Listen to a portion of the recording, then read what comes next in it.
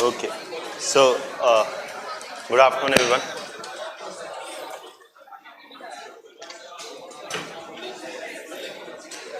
So, uh,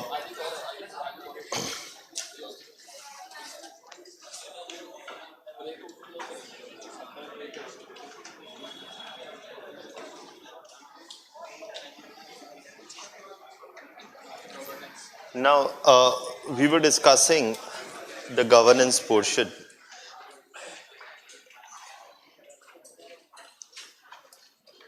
We started a discussion on the CAG.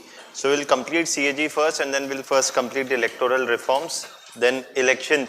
Ma'am has not discussed election commission also. So I'll briefly talk about the constitutional provisions of election commission. Also the major points from prelims point of view that you need to remember. And then we'll go to the major substantive issue of electoral reforms. Please be quiet. And talking about, and then we'll talk about electoral reforms. Electoral reforms is another important topic from your exam point of view. There have been many questions asked in the past in your mains examination. That is there. So we'll focus on that after it. I've told them to, I've given for the printout. I think you'll get the printout for tomorrow. By tomorrow for both CAG and election commission. Okay. And please be patient and quiet both. Okay. Now, let's start. In terms of CAG, we had discussed before issues with respect to appointment. With respect to appointment, I'm just revising what we discussed before. That with respect to appointment, we said that it is dominated primarily by the executive and there is no role for the legislature or primarily the opposition. And this can result in possible allegations. And this can result in possible allegations of conflict of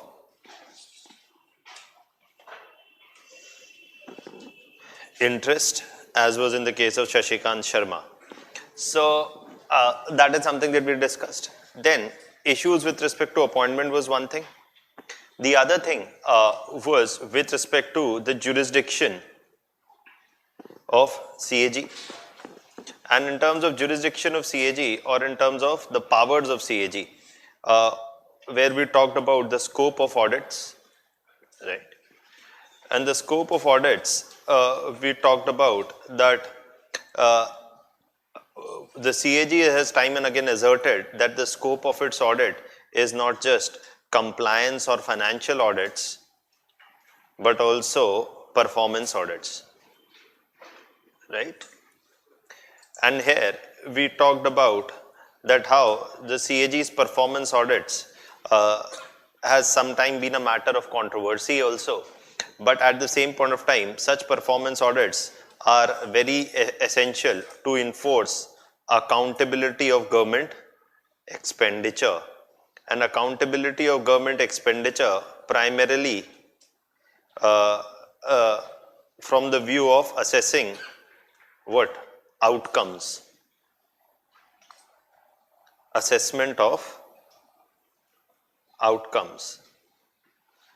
And also we talked that in terms of performance audits, that's one thing. The other thing was that we also discussed the question that can the CAG audit private companies? And here we talked about that in terms of CAG auditing private companies, the understanding has been largely that whether when there is a revenue sharing agreement between the private player and the government, or there's a revenue sharing agreement, or there is the allocation of scarce natural resources such as spectrum, etc. In both the conditions, you see what? That a CAG audit is totally justifiable, as was said in the Unified Telecom Services Provider case. Right. So I told you all of this before also. Now, what we are going to move forward in the discussion today is primarily going further than this and talk about two other things. I told you one is that for the specific and the essential working of the CAG often depends on the PAC. I told you that the CAG reports are used by the Public Accounts Committee. Right. Now, so for CAG to be really effective, the issues with respect to the working of the Public Accounts Committee also need to be resolved. Now, what are these issues with respect to the working of Public Accounts Committee? Okay. Now,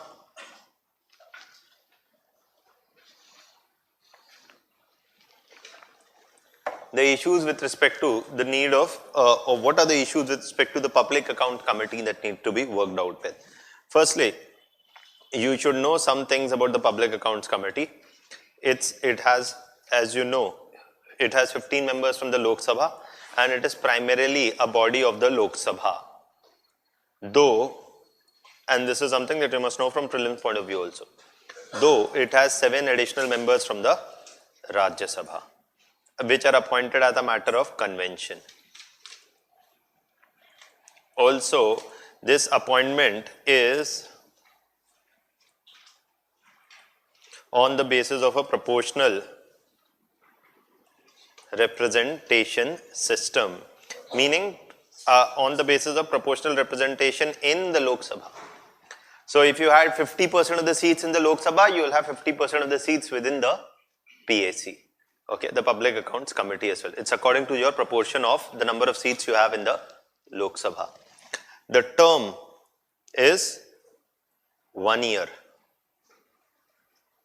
The term is 1 year. Okay. And by convention, often the PAC chairman is the leader, is a member of the opposition. So the PAC chairman is appointed by whom? The speaker. And by convention is led by opposition. Because the PAC is like a part of the mini parliament. Now, the role of the PAC is that it scrutinizes, it takes the CAG report on any particular expenditure as an input, and then works and then uses the CAG report to scrutinize. For example, if there is a Rafale deal happening right now, or a CAG report on that issue, the CAG report will scrutinize, the PAC will take up the CAG report on the Rafale deal. It will use the CAG report as one input, but it will use other inputs from other players. It may call, it may call the views of, it may ask for views of other individuals also, say retired government officials, or retired persons who had been in charge of defense procurement in the Ministry of Defense before, or retired people or generals of the army or whatever. And so it will use CAG report as an input, and if it wants clarification, it can call the Ministry of Defense secretary again to give a submission. or it can even call the CAG's office to give additional clarifications as and when required. So the PAC does a closer scrutiny of the CAG report and then makes its own report. Okay, and PAC depends upon the CAG report as one of the most vital inputs for carrying out its function. Now, it is in this context that often it is argued that for the CAG reports to have a desired effect, to have a desired impact, for the CAG reports to have a desired impact, it is essential for the CAG reports to have a desired impact, it is essential. It is essential that the PAC is a what? Functional institutions. Is a functional institution.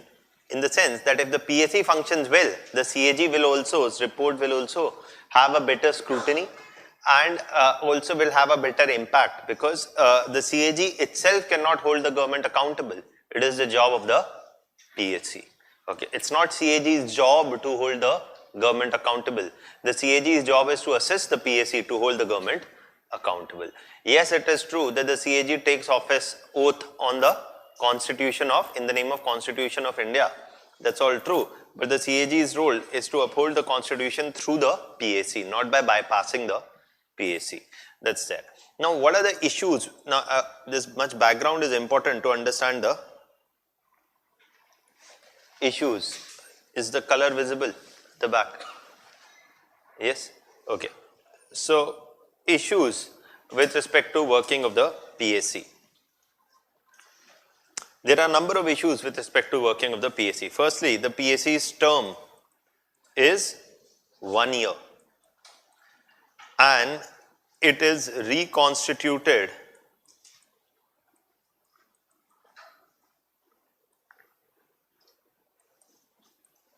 after every 1 year. Second, I'll explain in detail a bit, but just hold on. The second major issue with the PAC is that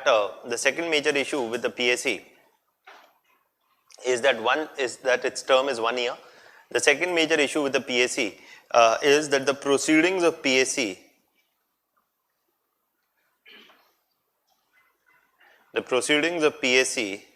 are not open to public.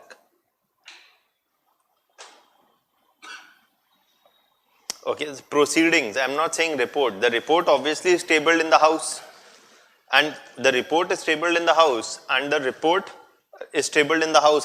is public, but the proceedings of the meeting are not public. So you can't, just like you can watch the Lok Sabha and the Rajya Sabha the Lok Sabha and the Rajya Sabha sessions on TV live, you cannot watch the proceedings of the PAC. Okay, so that's another issue which is said. Now, देखिए,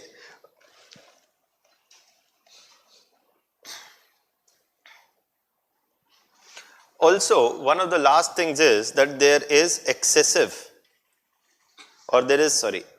a lack of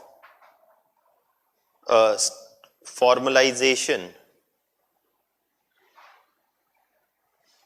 of procedures with respect to working of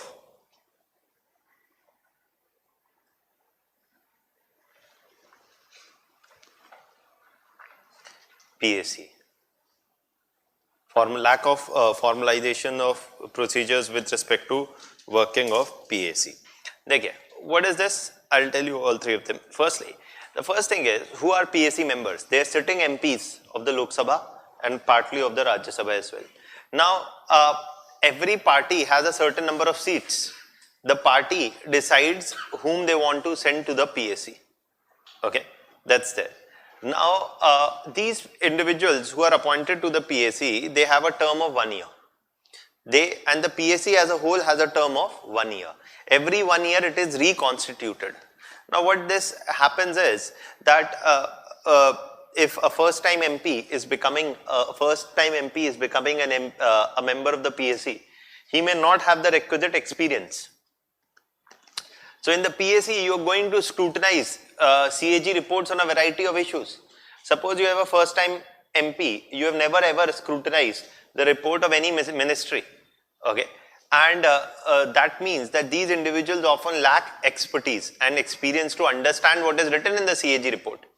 And thus, they would have to do a lot of hard work initially, okay?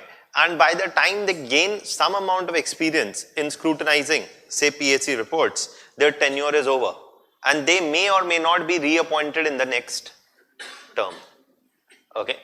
So in that context, in the next year, so what happens is that what can always happen is that the PSC at any point of time within the PSC, though there may be 22 members, all may not have the requisite level of expertise required to scrutinize a report.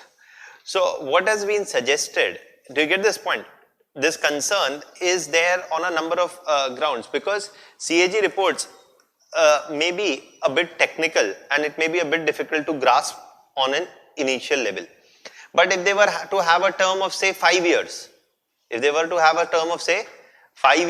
they would pick up the expertise in the first 1 or 2 years and then use them in the later third or fourth or fifth year. So it has been suggested that the term of the PSC must be expanded to make it coterminous with the parliament. If the PSC itself is a mini parliament and it is basically a representative of the parliament itself, then why should its term be 1 year? Once a composition is fixed, it must also stay for 5 years or as long as the parliament is functioning. Even if the parliament gets dissolved, say, in 2.5 years, then a new PSC can be constituted after fresh elections, because this will allow them to build more experience with respect to scrutinizing CAG reports. That's one thing, okay? So one of the suggestions as a way forward for this has been suggested. This is there even with respect to local governance. In local governance, a seat which is reserved for a women candidate, that particular seat is reserved for 1 term of 5 years. Now, what happens is that by the time she is entering the panchayat for the first time, getting used to and understanding how local governments work, her tenure is over. And the next time, the reserved constituency is shifted to somewhere else. What this results in, that the women who acquired some experience in the first time, her chances of winning the elections drop drastically if the reserved seat is transferred somewhere else. And whatever expertise she would have gained in the past 5 years, built contacts within the bureaucracy or whatever, they cannot be put to effective use if she doesn't win again the next time. And the next time, the reserved seat is shifted somewhere else. Do you get this point? It's as simple as this. I mean, the local governance may be a point hai, that if there were all these seats, suppose these 2 seats were reserved for the 1 term. Next term, what happens is that these 2 seats are no longer reserved. Some other seat is reserved.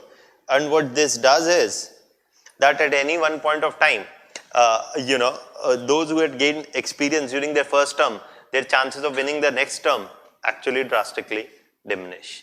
So one of the things which has been suggested, I'm not getting into local governance for now, but this is the broader idea that you see here, that the PSC term is 1 year, it is reconstituted after every 1 year. The way forward that has been suggested is that the PSC's term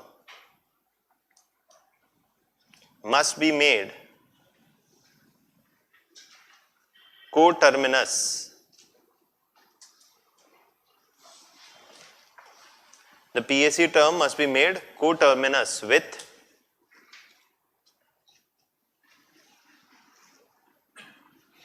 PSC's term must be made coterminous with Parliament for a 5-year term, so that PSC members gain requisite expertise to effectively scrutinize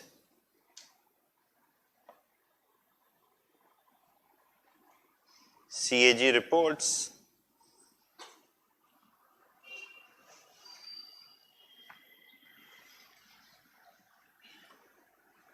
and to effectively scrutinize CAG reports. That's enough. So that's one of the first things with respect to what? The terms. That's one issue. The next issue is that their deliberations are not open to public. See, one of the things is that the deliberations are not open to public. Well, this, what it does is that PSC reports take a, once pehle comes the CAG report, then the CAG report will be scrutinized by the PSC. Then PSC will submit its report. So by the time all this process happens, there is a considerable lag or a delay. Suppose there is the CAG is doing a report on demonetization right now. It is apparently doing some report on demonetization. By the time it submits the CAG report, the CAG submits report on demonetization, it goes to PSC where it is discussed, then PSC makes its report. Next election would be over. So the issues may lose importance because the proceedings are not open to public, and there may be considerable delay in tabling of what? PSC and CAG reports, and there may be considerable delay in tabling of PSC and CAG reports. Now, how does it affect the whole working? How does it affect the whole working is essentially, that it may cause a considerable delay. So now what they are saying is, what has been suggested as a way forward is that if you make the PSC proceedings themselves open to public, then what it can allow is the public a first-hand knowledge about the issue involved, about the kind of questions being raised, and the position of the government or other stakeholders on the issue being discussed. So the public will get a first-hand view of the situation. Suppose there is a CAG report on Swachh Bharat Abhiyan or on right to education or on Narega, etc. How are these government schemes functioning? That's the question people ask all the time, right? That how are these schemes functioning? If the PSC carries out a thorough deliberation and these proceedings are open to the public can get first-hand information about the assessment of impact of these government welfare schemes, etc., or on schemes on which money is being spent by the government. However, one of the counters to this has been said was this, that if you make the proceedings open to the public, then the PSC members may resort to political posturing, as they do in Lok Sabha and Rajya Sabha. Once the proceedings become open to public, then there will be a tendency to take a hardline stand, not a very nuanced approach, and try to play to the galleries like you're doing on reality TV. Okay. So, or in the sense that just like Lok Sabha and Rajya Sabha, wo paper फेंक रहे हैं, वो mic को खाड़ के मार रहे हैं, वो ये कर रहे हैं, वो कर रहे हैं. All of that will start happening in the PSC also. Okay, that is the argument which is given. However, perhaps this kind of a caution is kind of partly unwarranted. This kind of a caution is partly unwarranted because if the parliamentarians are themselves not willing to conduct themselves according to according to their position and stature, then that cannot be an argument for non-transparency. Rather, the public must have every right to get a first-hand information in the interest of transparency, which is considered essential for any kind of good governance. So that is why it is important that these reports are made, these proceedings are also made public. If you look at PSC reports, normally they are pretty good. Okay, so the way forward for this also, which has been suggested, is that the proceedings of PSC must be made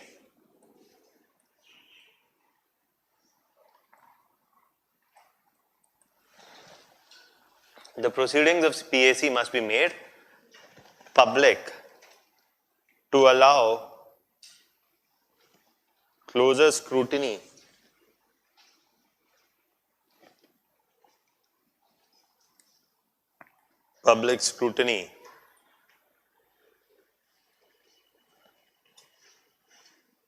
through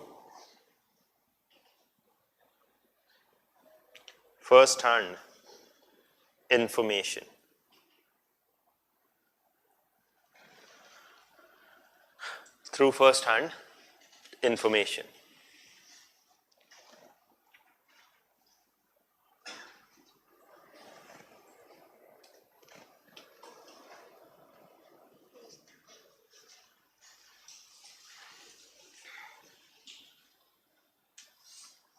Okay, now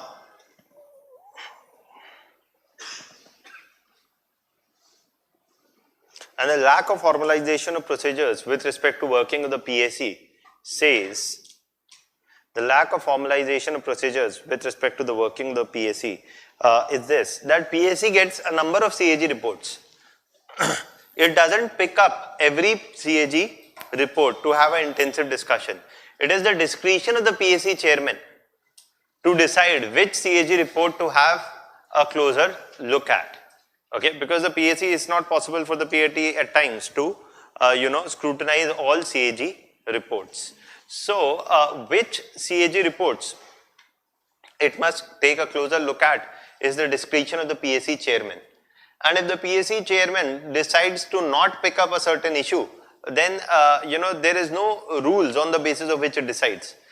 So it's not that PSC members sit and vote and decide which issue to pick up for a closer, or which report to have a closer discussion on. The PSC does not decide this either by consensus or by majority. It is only the discretion of the PSC chairman. So what has been argued is that PSC, in the lack of formalization of procedures with respect to the working of the PSC gives what? And now you may say, sir, isme problem kya hai? Because the PSC chairman is the opposition. PSC chairman comes from the opposition. So the opposition has the right to decide which issues it wants to pick up in a closer scrutiny, or the opposition leader, opposition appointed, opposition member, leader has the right to decide. But what if the ruling party and the opposition party both don't want to discuss the same issue? जैसे अभी funding of political parties will come. What if BJP and the Congress both don't want to discuss that issue? Other parliamentarians want to, but maybe the BJP and the Congress don't want to. Then in that context, basically what has been said is that under the that there is a lack of formalization of procedures with respect to the working of the PSC, which gives vast powers to the PSC chairman,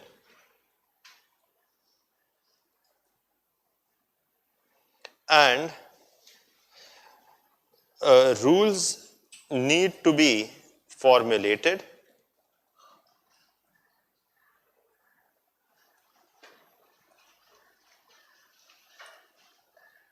to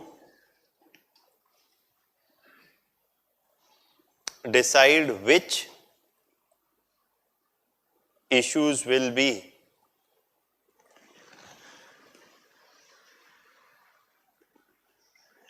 it gives vast powers to the PSC chairman, and rule need to be formulated to decide which issues will be given which issues will be picked up by PSC for a closer deliberation.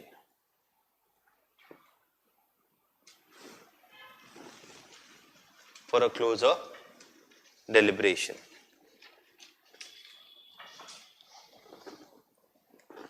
So that's about the CA, that's about the PSC and the working of the CAG reports. Is that much clear?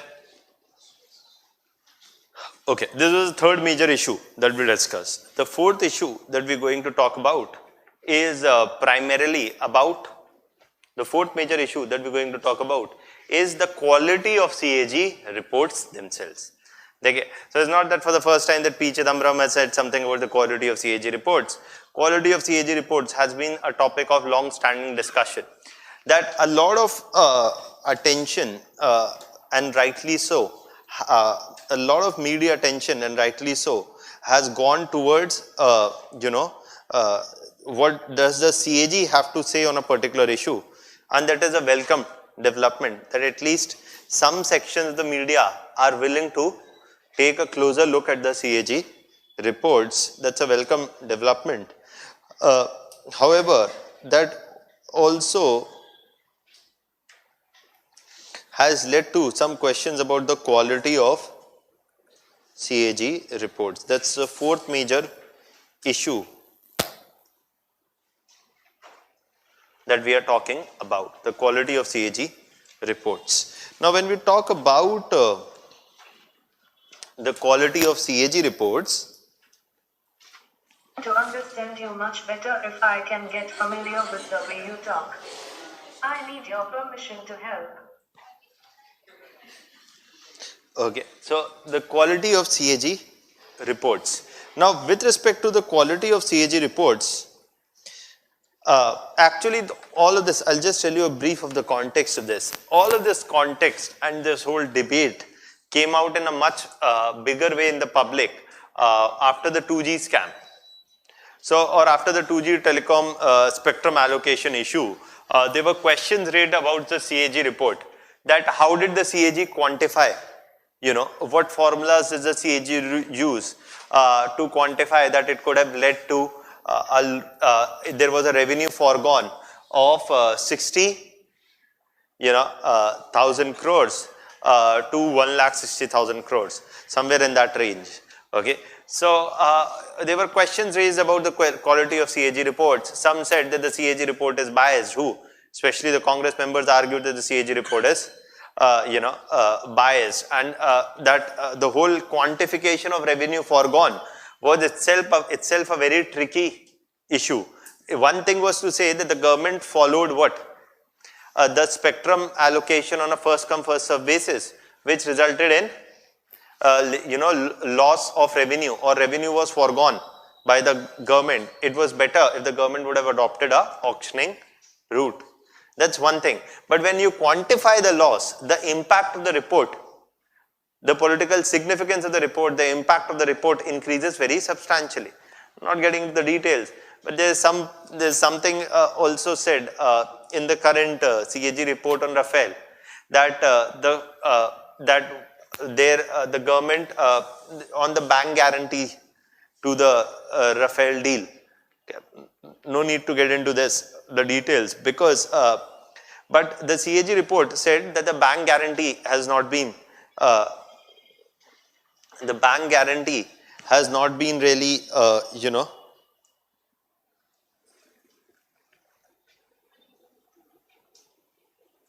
just a second. The bank guarantee has not really been given till now, and that bank guarantee itself will come at a cost. But they have said that all these things have not been factored into the report. Nonetheless, so these are technical matters, but what essentially it means is that if you start quantifying the losses, etc., it may become more politically volatile, and questions often start getting raised about the quality of CAG reports. So CAG was being criticized left, right and center, and the question that was asked was, who will audit the CAG? If the CAG is auditing everybody, somebody must audit the CAG as well, and who will audit the CAG? And does the CAG get itself audited, so that the people who are depending on CAG reports, what do they know about the quality of CAG reports? So this was the first time that the CAG submitted itself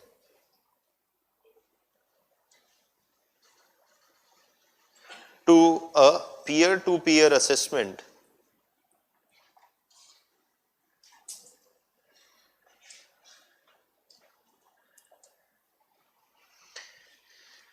The CAG submitted itself to a peer-to-peer assessment. The CAG submitted itself to a peer-to-peer assessment because most of whatever CAG audits were done were mostly internal audits.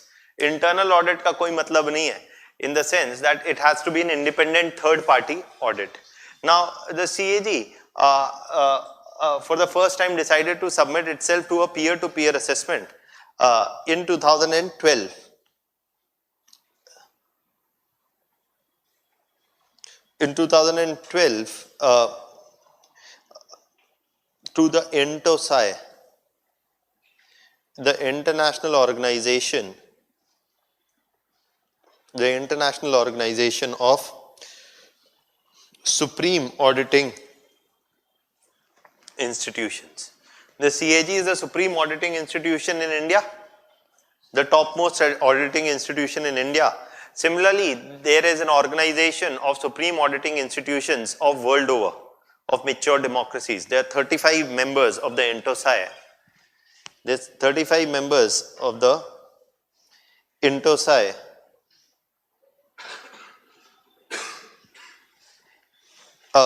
And it has the supreme auditing institutions of US, UK, Australia, Canada, etc.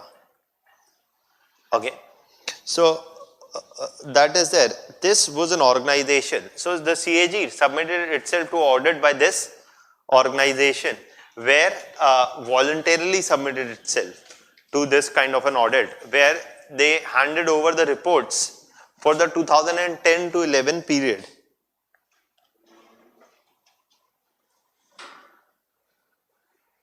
And out of these 2010 to 11 period reports, the INTOSAI randomly picked up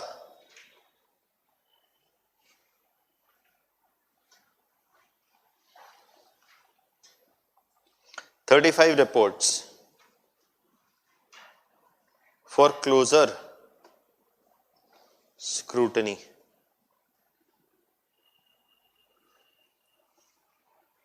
And randomly picked up 35 reports for closer scrutiny. In this scrutiny, what they found was that out of these 35 reports, they found, their observation said that 50% of the reports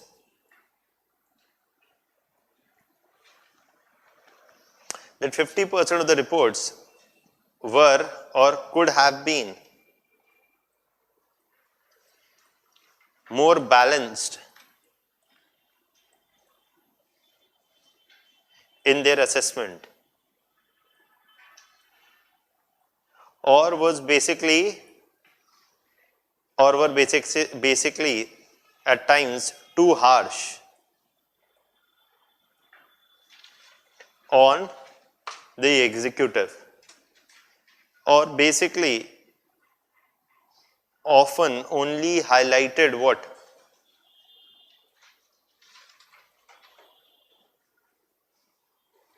Shortcomings or weaknesses. If an audit is being done, they argued that not just CAG reports must highlight the CAG reports in the scrutiny must not just highlight what were things which were not done and which could have been done. That's one thing, right? That what steps were not taken but could have been taken to improve the efficiency of government schemes or the impact of government expenditure could have been increased if the government could have taken certain steps, depending on what steps the government did not take. That's okay. But apart from that, if the government did take some positive steps, the CAG report must highlight that as well. जैसे अभी हो रहा है, the CAG said that in the Rafale deal, the government has managed to save some 2% of its expenditure as compared to the previous deal and some 1 month of time, right, in the whole procurement process. Now, I've not got into a detail of all of that. We don't need to. Now, so basically, they argued that not just the CAG reports must not just highlight shortcomings and weaknesses, but also if the government departments have taken some positive steps, even that must be highlighted. Okay, why is that? Because if there are positive steps taken by one government department, that can be probably replicated by other government departments as well. So, not just the negative lessons learned, but also the positive lessons learned must be highlighted.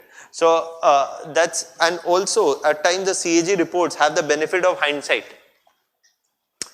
Once the scheme has been, implemented and they are seeing the outcomes and what were the clear possible things that the schemes could have done but did not do, they have the benefit of hindsight. Once something has happened, they can go back and look at the reasons why something worked or did not work.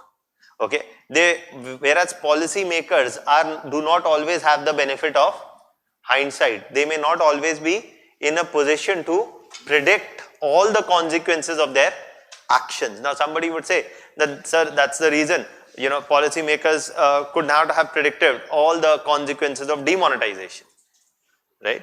So, even if, if the CAG report says that demonetization led to these problems, the CAG has a benefit of hindsight, which the policy makers may not have had in the first place. Okay, that they could not have predicted all the impacts, whether on agriculture or on many other areas. So that's there.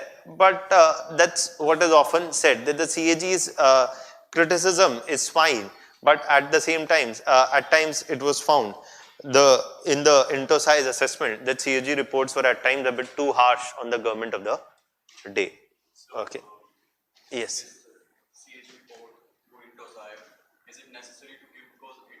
Voluntarily, एक second, पहली बात, CAG reports are anyways in the public domain.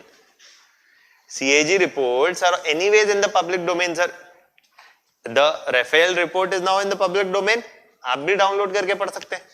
तो INTOSAI को दे देने में क्या दिक्कत है? But the point is that the CAG is voluntarily appointing INTOSAI to do the audit.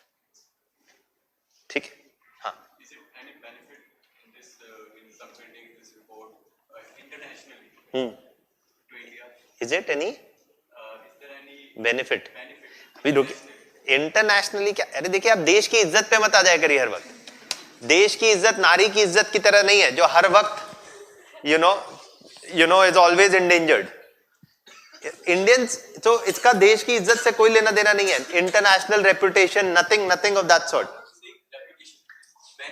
Benefit to domestic है sir. Benefit is for the domestic audience to know how much can they depend on CAG report, or is CAG report something which cannot be questioned at all, or is CAG report the best report? So that's a audit. Audit is for any audience which is depending on CAG's report. If a foreign observer is looking into CAG report, he'll also be as equally aware of the INTOSAI report as perhaps a domestic observer.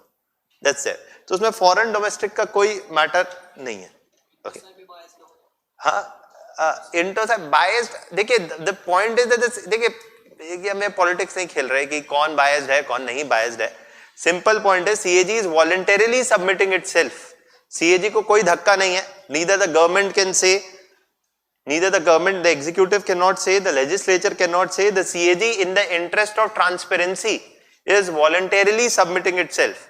Because if the CAG is auditing every other department, a question can always be raised, and questions were being raised about the quality of CAG's report. So CAG is voluntarily submitting itself because CAG considers that internationally well recognized other supreme auditing institutions have no conflict of interest and are well respected in the international community for doing a quality audit. So why shouldn't we get an audit done from them?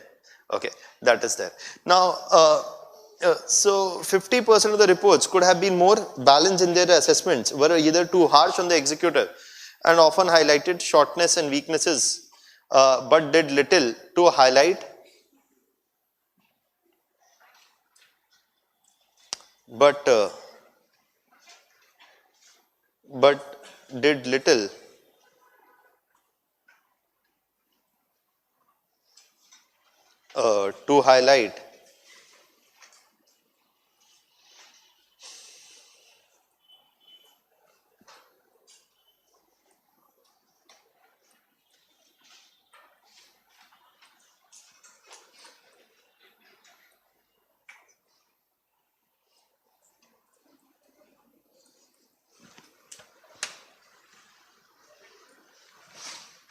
to highlight the positive lessons learned, if any, by government departments. Then, second, positive lessons learned, if any, by government departments. That's one thing. The second thing that they're looking at, is what?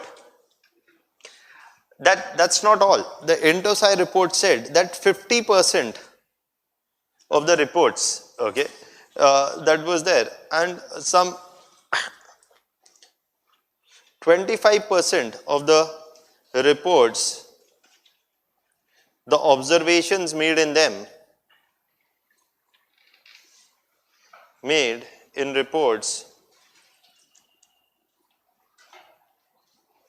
were often not backed by enough evidence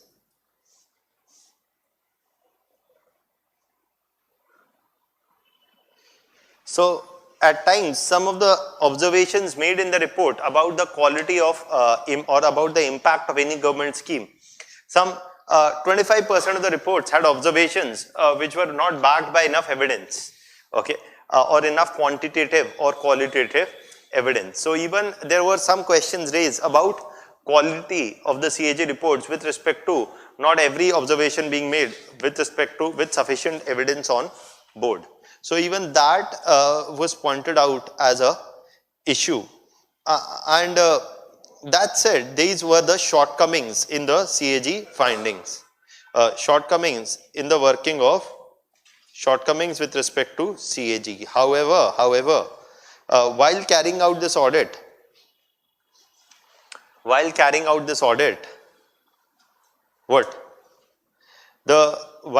out this audit, the the INTOSAI also consulted whom? The INTOSAI also consulted the Public Accounts Committee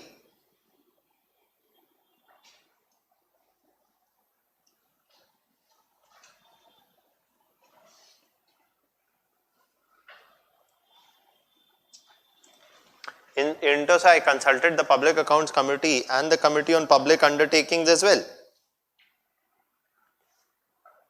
Consulted the Public Accounts Committee and the Committee on Public Undertakings as well. And both of them were of the opinion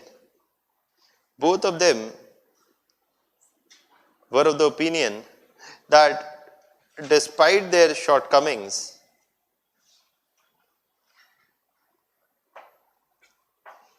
the CAG reports were the most valuable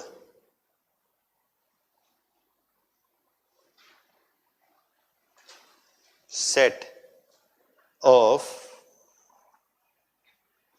reports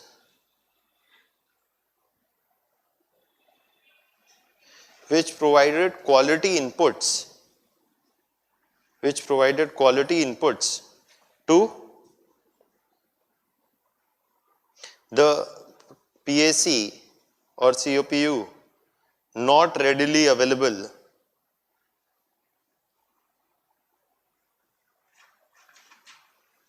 from other sources. Not readily available from other sources. So even that is a major. So despite the shortcomings, it was argued that the CAG reports are perhaps one of the most reliable sources that the PAC actually has while carrying out its function to effectively scrutinize government expenditure. So that was something about the quality of the CAG reports also. What they've said is that for CAG to improve its functioning, it's better if it also develops a culture of positive reporting also, not just pointing out deficiencies, but also positive steps taken or lessons learned from the past. That is what is there. That has been argued about the CAG report, okay, with respect to the quality. So this said, what is the, any doubts still here? Anything you want to ask? Yes.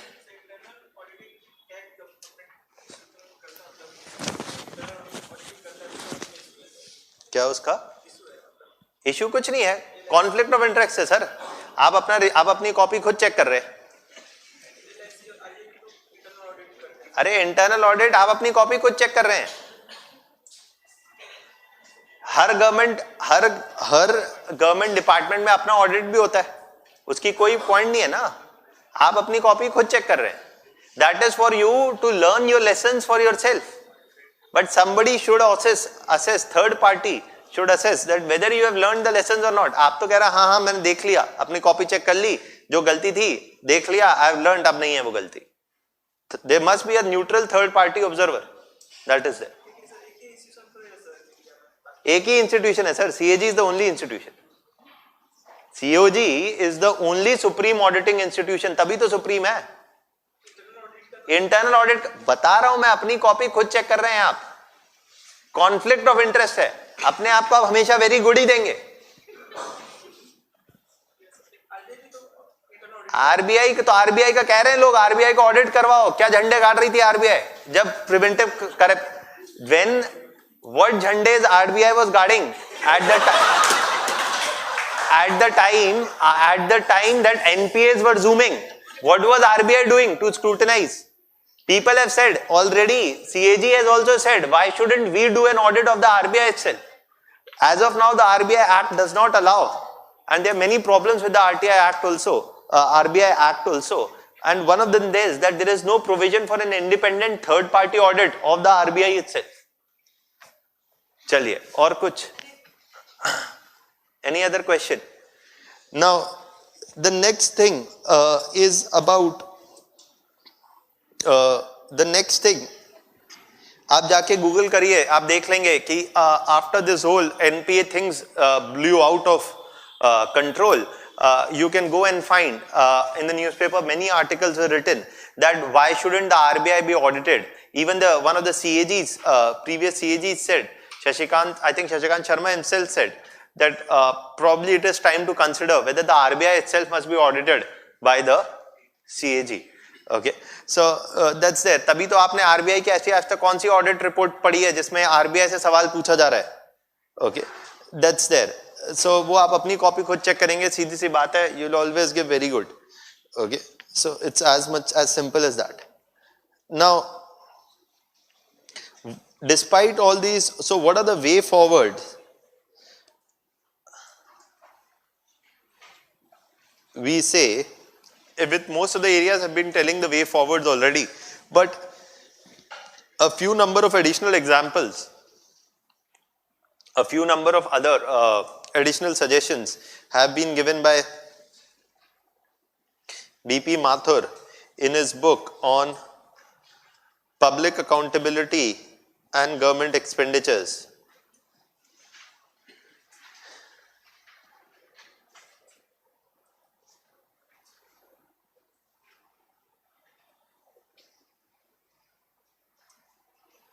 Public accountability and government expenditure.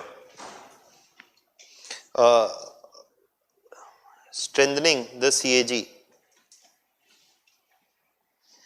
So he is firstly saying that, one of the most things we have already discussed, that the CAG's appointment procedure must be made bipartisan.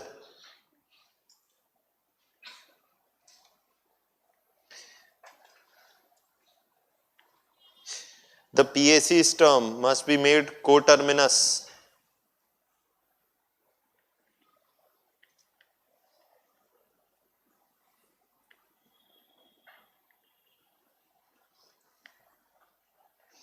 The CAG must be explicitly empowered. Must be explicitly empowered to do what?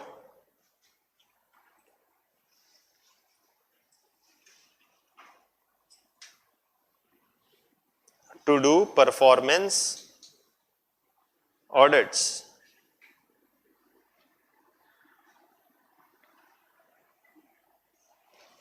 To do performance audits. Right now, they do performance audits, but the CAG Act of 1970-71 only mentions the word audit. It doesn't mention the word performance audit. So they are saying that explicitly amend it and say performance audit, so that all this controversy every time they do a performance audit, questions are not raised about performance audits of the CAG. Okay, that whether it is empowered or not. They're saying that, for example, if you look at the National Audit Act of UK, it explicitly empowers to do performance audit. Next, and perhaps a very different kind of a suggestion made here also is that a very different kind of a suggestion made here is also about with respect to defense procurements. देखिए report ये book पहले ही आ गई थी 2014, and defense procurements have always been a matter of contention and debate. So with respect to defense procurements, above a certain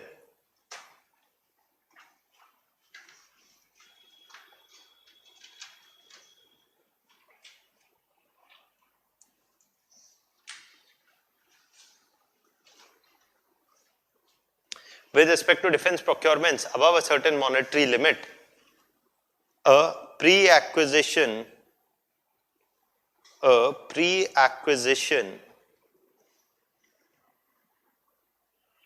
audit can be considered to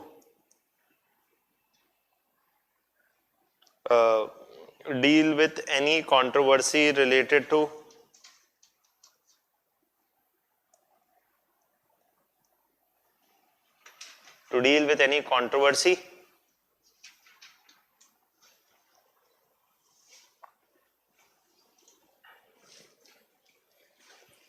and prevent any undue delay in procurement.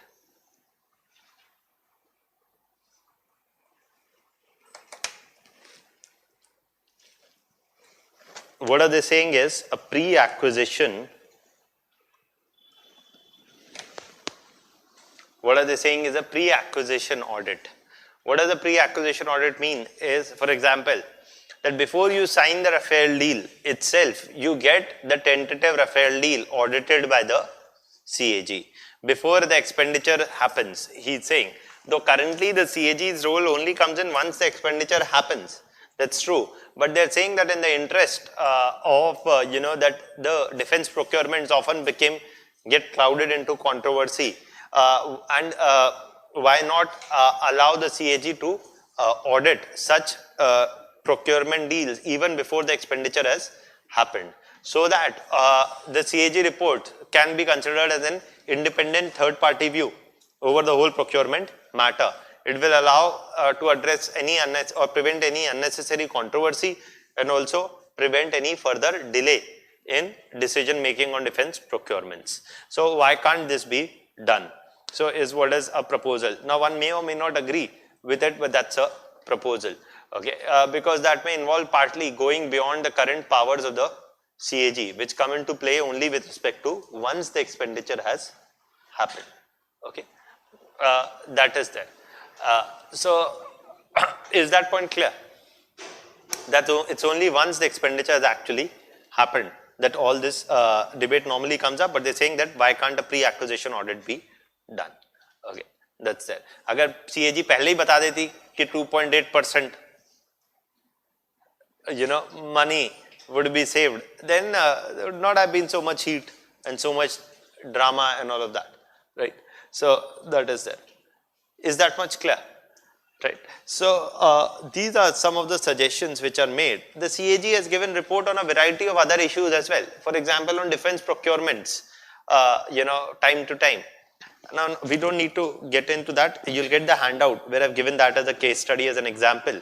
That even for defense procurements, CAG reports, have been given time and again. About the state of India's defense preparedness related to defense procurements, state of preparedness. And here, for example, the CAG reports pointed out that in 2015, India did not have enough arsenal to fight a 20-day war, intensive war. मतलब 20 दिन से ज़्यादा का लड़ाई चढ़ गई तो हमारे पास गोलियां खत्म हो जाएंगी. If it is a 20 days intensive two-front war. फिर 2012-17 उन्होंने बोला situation has improved. Now only we have for 10 days. I don't know since then has the condition improved or not or whatever, but that was the time. And then the students asked, "Hey sir, but doesn't it impact national security?" और लोगों को पता चल गया है. अरे पहली बात, nobody else is getting information about India's defense preparedness. China, Russia, US, they don't wait for CAG report. They have their intelligence bodies, they have their spy satellites, they have all the things in the world. They don't wait for the CAG to report. You get the information, sir. Those who already need to know, already know. That is why they have intelligence agencies. It is for your knowledge, not for anybody else's knowledge. And national security का कोई threat नहीं है. कोई national security का कोई threat. There is no question of national security getting threatened by these kind of reports. Okay, कोई खतरा नहीं है आपकी national security को. Just because CAG tells you that it is 2% cheaper or 5% expensive or 10 days ammunition we don't have, it is for only your consumption. That जो लोग बोल रहा है इनको भी करारा जवाब देंगे, उनको भी करारा जवाब देंगे, तो करारा जवाब देने के लिए कुछ होना भी चाहिए पीछे, right? So बंदूक है नहीं तो फिर कैसे लड़ेंगे, right? So that is there. I'm not getting into details, but that's there. Gadkari ji बोल रहे पानी रोक देंगे. ईस्टर्न रिवर्स का तो वैसे ही Indus water treaty we are not suppose to. They anyways have the share on the Indus water treaty only on the western rivers, not on the eastern rivers. So where is the point? If you look at the Indus water treaty, the three eastern rivers are Indians. And the three western rivers are the Pakistani, right? The Indus, Jhelum, Chenab are the Pakistani and the Ravi, Beas, Satluj are the Indians. तो हम इसी का पानी use कर लेंगे तो क्या झंडे गाड़ रहे हैं? Then the question is, nahi, Prime Minister said in 2015 that blood and water can't flow together. Historically, over centuries, both blood and water have always flown together. Okay, wars and water flow have always happened. The Prime Minister said, nahi, hum rok denge. Indus water treaty will revoke. So somebody revoke ka matlab kya hai? Will you stop flowing of water into Pakistan? Say in the western rivers. Say if it is possible. Okay. Suppose firstly it will not happen in 1 or 2 months. You'll have to construct dams. Suppose Pakistan also stays silent, China also stays silent. सब चुप हैं. India बनाए पड़ा dam western river पे. Suppose we make that also, what will you do? We'll store all of that water. For that will also cause flooding. You know, you'll have to make larger reservoirs. चलिए वो भी बना दिया आपने. Okay, तो ये सब आप जब करते रहेंगे, what is going to happen? All other players ultimately, चलिए ये भी सब आपने कर लिया. The narrative will shift completely against India. If the international support and sympathy is today with India, it will shift against India. Pakistan will portray India as somebody who's blackmailing them by holding on to the water. Okay, even if this could be done, firstly this can't be done like the way it has been talked, but कर भी लिया आपने तो और पहली बात है 2019 के इलेक्शन के पहले तो नहीं होगा. That's the only point of contention. चलिए, let's not get into too much of वो. चलिए, हो गया. So CAG is largely done as a topic. Any other questions you want to ask? Next issue is election commission. Okay, I'm discussing broadly some major powers also about election commission with you, and then about electoral reforms. So does CAG report has a particular format? No. Okay, one more thing. Now that you just asked, there's one more thing that we can add as a suggestion to strengthening CAG reports, and that is going in for more. The CAG audits can go in for more social audits.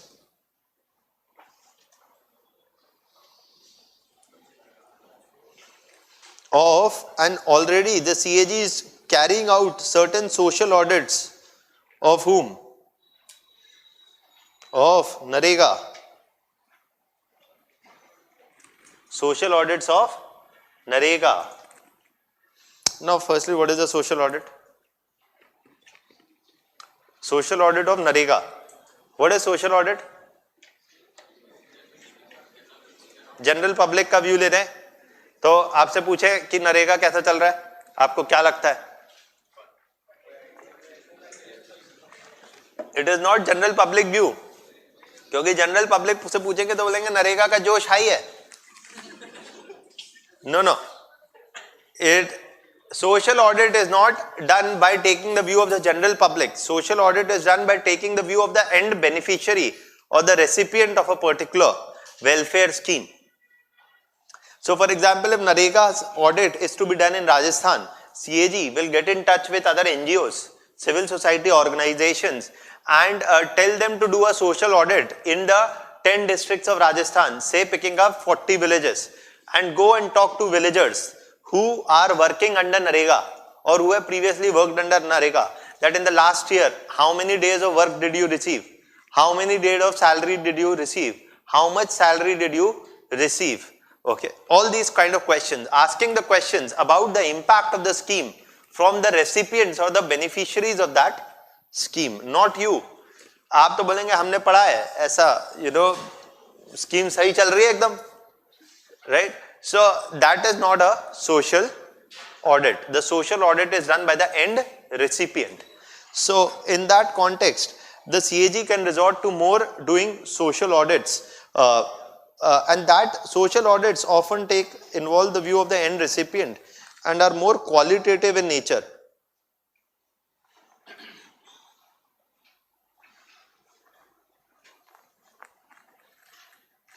So even social audits on a larger scale, whether आप स्वच्छ भारत का करा रहे हैं, whichever government scheme the government is spending money on, okay, whichever proposal government is spending money on, you do its impact assessment. आप railways का करा रहे हैं, रेल कितनी टाइम पे चल रही है, how much are people happy with the services of the railways, what do they think about the quality of whatever time, speed, whatever. So end user feedback. Okay, that is there. So that is what is a social audit. There is no specific fixed format. Okay, now yes, any doubt? Okay, so the next issue is about electoral reforms and election commission of India. This is a supremely important topic. You can definitely expect, this is election year, तो सवाल तो आने का पूरा chance है on electoral reforms.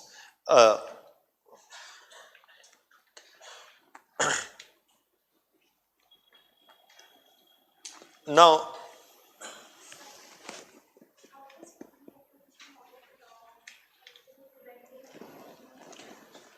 how will pre-acquisition audit help in preventing an undue delay? Is that they are saying is that once acquisition process starts, then there will be no uncertainty, going forward or going backwards on a deal. Once it has already been audited and all opposition concerns have already been addressed, and the executive can then simply move ahead without any further delay, rather than having a discussion, going ahead with the deal, then again going back on the deal, following criticisms, etc., and reworking the deal. All of that will stop, because first we said 126 fighter aircraft, then all debate, then 36, then intergovernmental agreement, this, that, etc. Koi dikkat na hoga.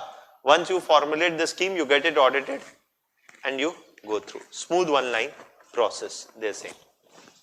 Electoral Reforms and Election Commission of India. Some basic points about Election Commission of India you must know from your prelims point of view. Firstly, it is a constitutional body, right? And it is a constitutional body. Currently, there is one chief election commissioner and 2 election commissioners. So, the total strength currently is 3. It's not maximum, koi upper limit nahi hai. 3 is current, तो 3 भी हो सकते हैं, 4 भी हो सकते हैं, 5 भी हो सकते हैं. Till 1990s, till 1992, 93 in fact, it was the Election Commission of India was a single membered body.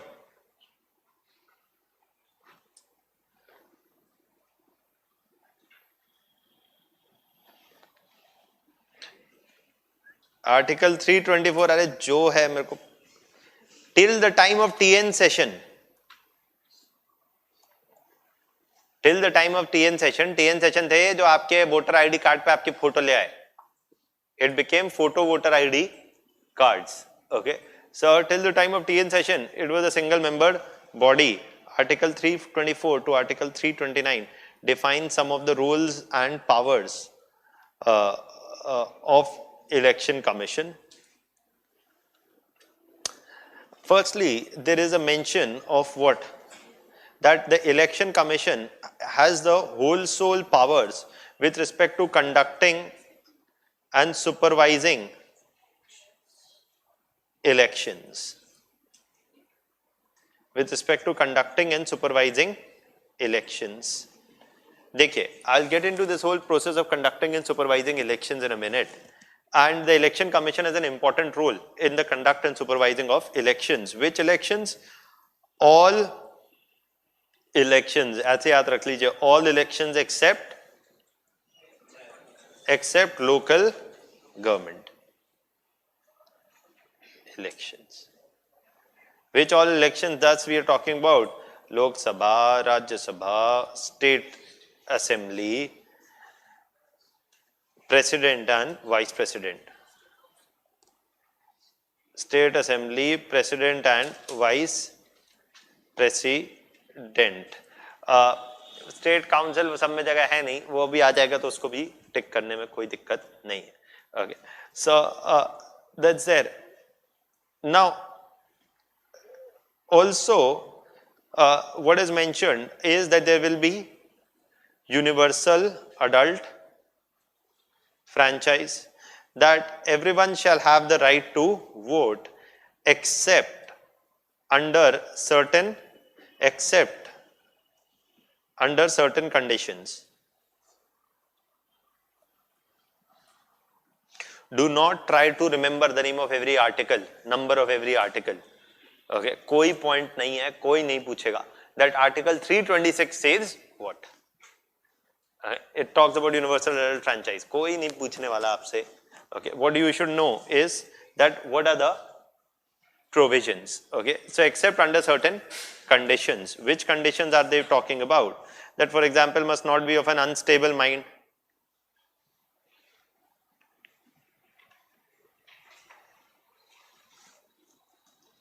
must not be of an unstable mind, and obviously must not be in prison. ऐसा नहीं है कि क्या तिहाड़ में लग रहा voting booth. If you are in jail you have no such voting rights. ऐसा नहीं है कि अभी आज जेल से बाहर निकलेंगे वोट डालने का दिन है तो वोट भी डाला और 2-4 को और. There is no such provision. Okay. and in accordance to any limitation imposed by law, in accordance to any limitation imposed by whom? Imposed by law.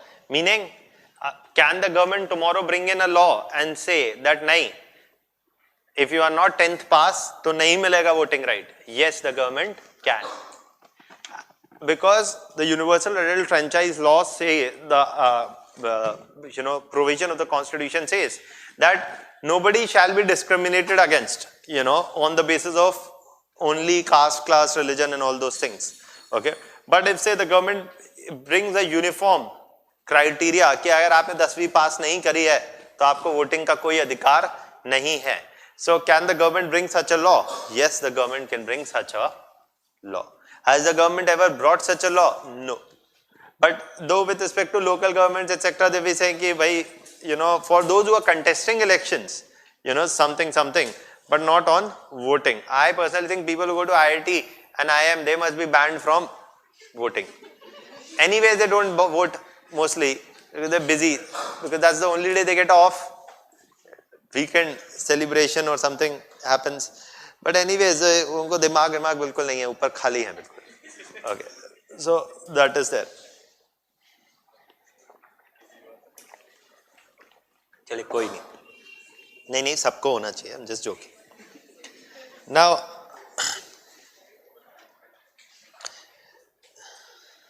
आप बोलेंगे सर क्योंकि आप नहीं जा पाए. That is why, right? So we'll not get into all those debates. Now, universal adult franchise, conducting elections and all of those things. So that is there. Apart from this,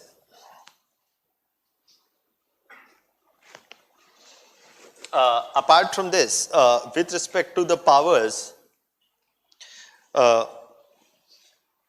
they also have a role in delimitation.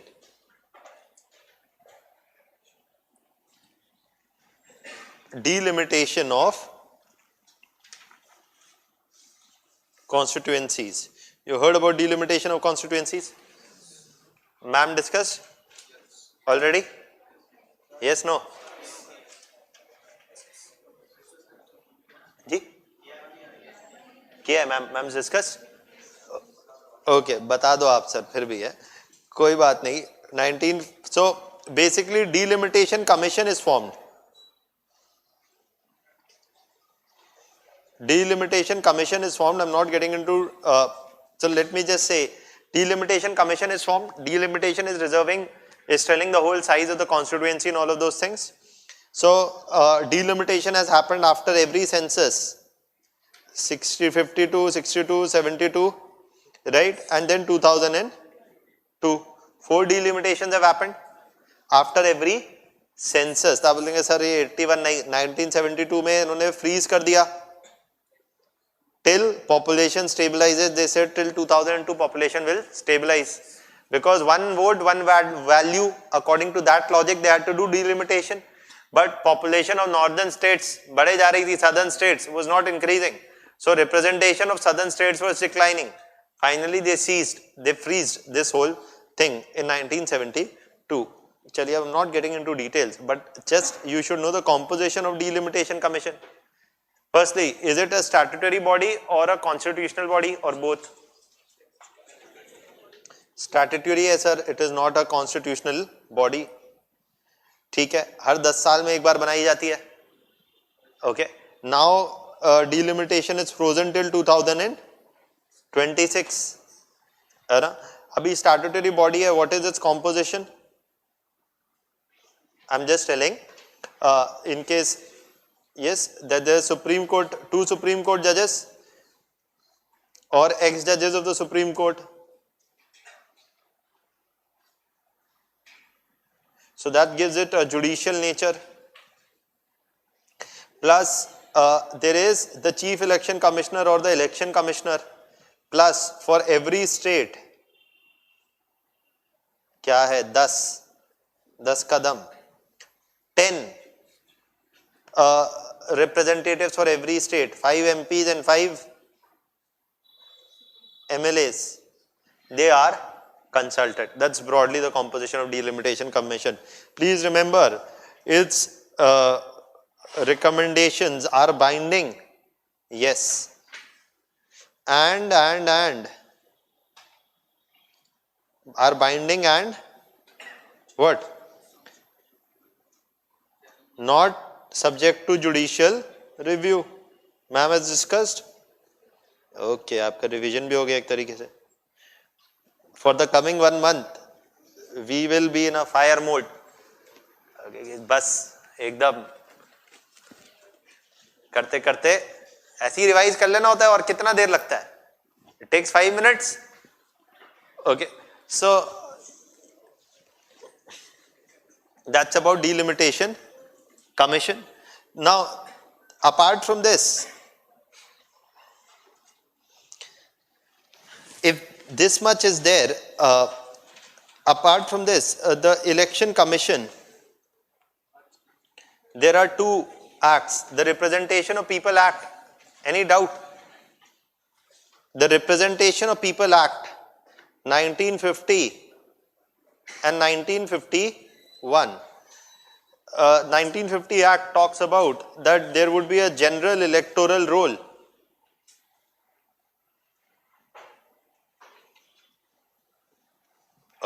For voting in a constituency. There will be no categorization according to caste, religion, etc. उसका कोई column नहीं होता. आपके voter ID card पे धर्म भी बता दो और जाति भी बता दो. सो आपका जो voter ID card, there is no separate electoral roll कि इस घर में रहते हैं मुसलमान. You take out electoral roll. ये और देख लीजिए, सबके घर पे एक झंडा लगा दीजिए, फिर बम डाल दीजिए. Electoral roll पे there is no mention of the caste or of the religion, neither on your voter ID card. So general electoral rolls are maintained according to the Representation of People Act 1950, and the rules with respect to conduct of elections are mentioned in the Representation of People Act 1951. Now, also the Election Commission has also another role with respect to what? देखिए, Election Commission, when elections are going on, if there is any dispute, then those disputes go to the Election Commission. But in case of post-election disputes, they go to post. Once election has happened, post-election disputes go to whom? In case of president and vice president's election related questions, they go directly to the Supreme Court. Whereas that of MP or MLA, they go to the High Court. Technically, the High Court is supposed to dispense of such matters within a year. But it does not always happen that such a matter is settled within a year. A final verdict is expected on such matters often within a year, but often it may or may not happen. Also, since 1967, what? A model code of conduct. Yes, ma'am discussed? No? Okay, I'll discuss. So, Model Code of Conduct. Model Code of Conduct came into operation since 1967 onward. ये तो आप जहां भी पढ़ेंगे ये सब चीजें आपको वहां भी मिल जाएंगी. लक्ष्मीकांत जहां से आपने देखना है कहीं भी मिल जाएंगी ये सारी चीजें. But I'll get into the reforms issues in a bit. But ये बेसिक लक्ष्मीकांत स्टफ है ना, जो आपको ज्यादा अच्छा लगता है. So that's a mode of model code of conduct was introduced. It was a voluntarily agreed upon. देखिए सारी voluntarily agreed upon code of conduct. देखिए अभी यहाँ पे थोड़ा सा समझ लीजिए 2 minute, then we can write down. Very simple thing is this. देखिए वन पार्टी, देखिए 1967 64 तक in fact largely the Congress party dominated the Indian electoral scene. Okay, the Congress party largely dominated the Indian electoral scene till 1967 or so, 64, 67. Now, as regional political parties came up, etc., there was always often a competition between Congress and regional political parties. And the question was that the ruling party must not have an unfair advantage over the opposition parties going into the election.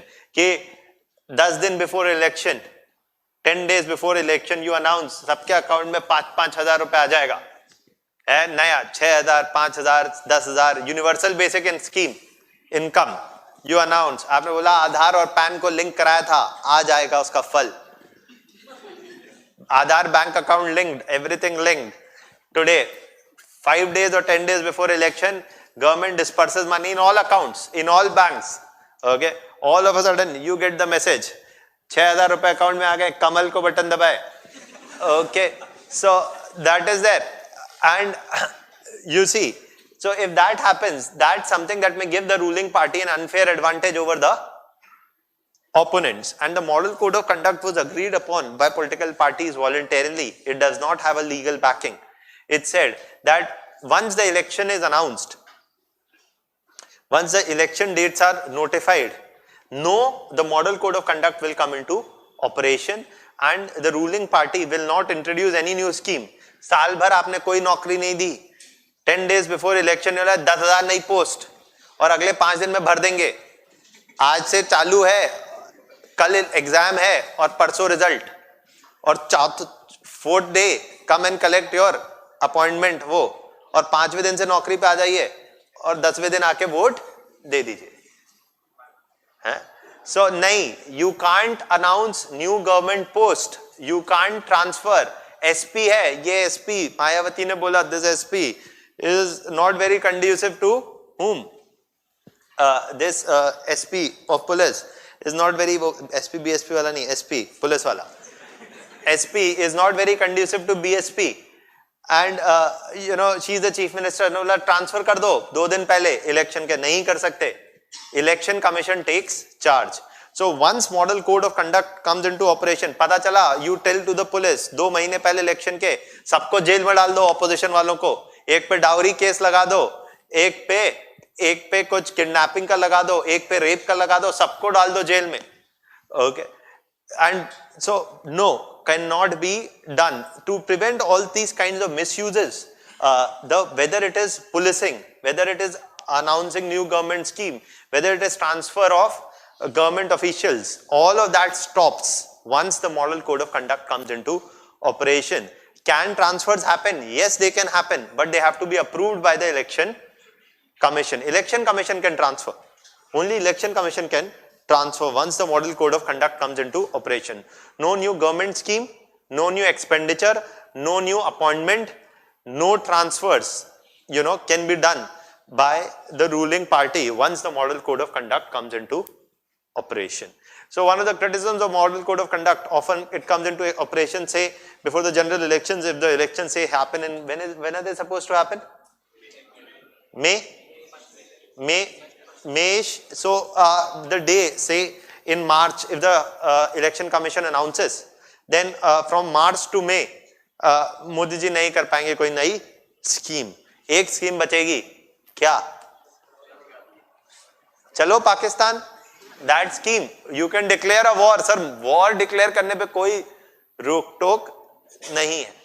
Okay, that is there. So but model code of conduct comes into operation. Does it have a legal backing? No, it doesn't have a legal backing. और भी चीजें हैं model code of conduct में, 1 or 2 more things are there, कि एक दूसरे को गाली नहीं देंगे, meaning politicians will not indulge in personal attacks on each other. Rather, they will criticize each other's policies as well. They will only criticize each other's policies. They will not indulge in personal attacks. Or politicians will not try to ask for votes on the basis of religious or caste identities. Okay, so they will not do all these things. Okay, but you will be like कि sir ये तो होता है. You know that वो बोलता है कि यार चौकीदार ही चोर है, और वो बोलता है कि नहीं वो तो कांग्रेस की विधवा है, and all that. So Modi ji said, अरे मोदी जी said, किसी और ने नहीं कहा, Modi ji said. Okay, so this is your prime minister speaking. It's good. अगली बार you should tell your children we should follow Modi ji. जब कोई जा रही होगी तो बोला ये तो उसकी विधवा है. But what will happen is Modi ji has Z plus security cover, but your son won't. He'll be treated like a chai wala.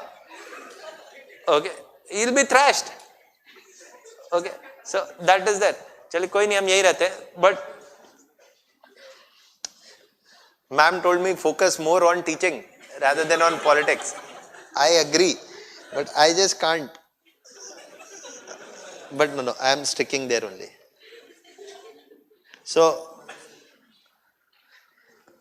voluntarily agreed upon a code of conduct.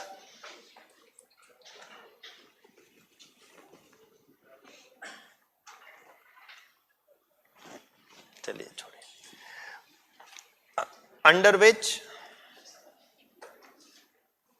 ruling party would not enjoy any unfair advantage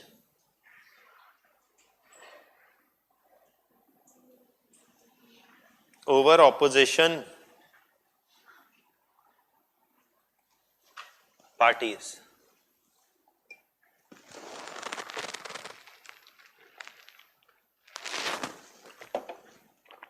Over opposition parties. Under the Model Code of Conduct,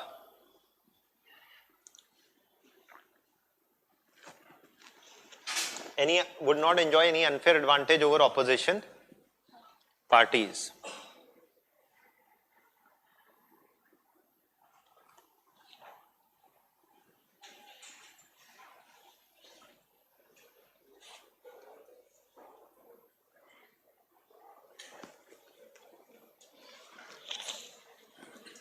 Under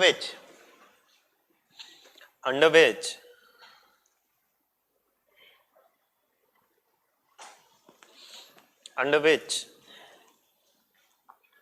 no new government schemes can be announced or appointments made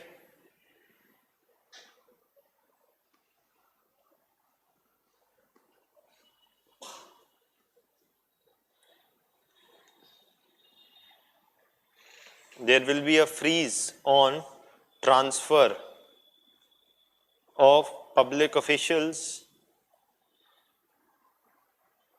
Only who can transfer? Election Commission. And political parties will refrain from personalized attacks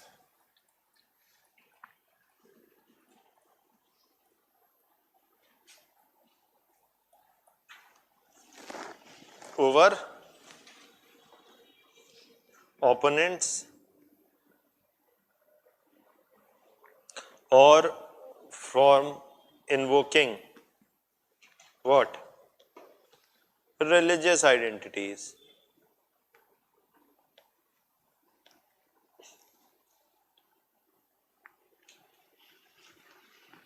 Or from invoking religious identities.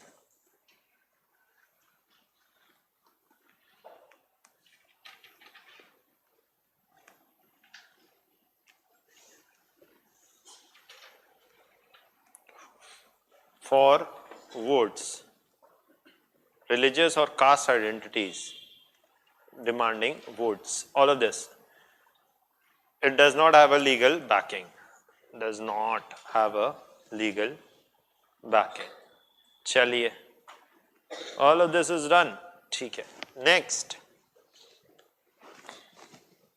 One of the things also you must know that in case of any post-election disputes, though the matter go to the courts, the court takes the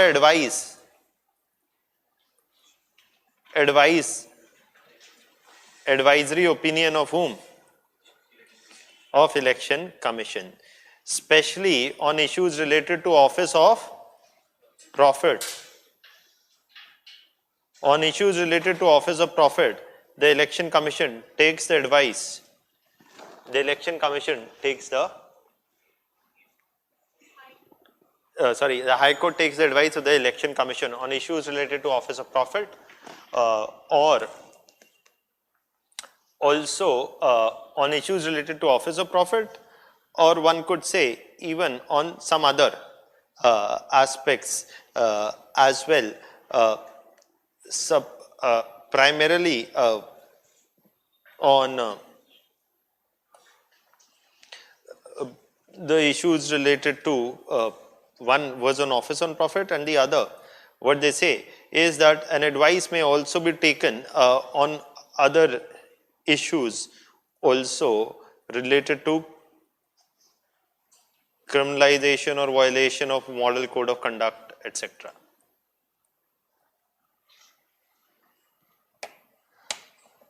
चलिए, that's more than enough हो गया about background.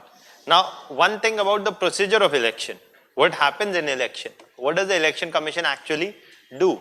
Now, nobody is going to ask you about the procedure of election, but I am telling so that you have some degree of idea as to where all Election Commission has a role of elections or procedure of organizing elections. सबसे पहले तो there is what? Delimitation of constituencies. Where which constituency, the size of the constituency, the particular constituencies are defined. Then once there is delimitation of constituencies, what happens is that a election schedule is prepared, and there is also a voter list for every constituency, and within the constituency there are a number of booths which is prepared,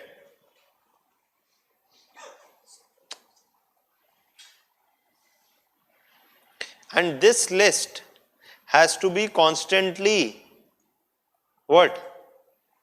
Updated.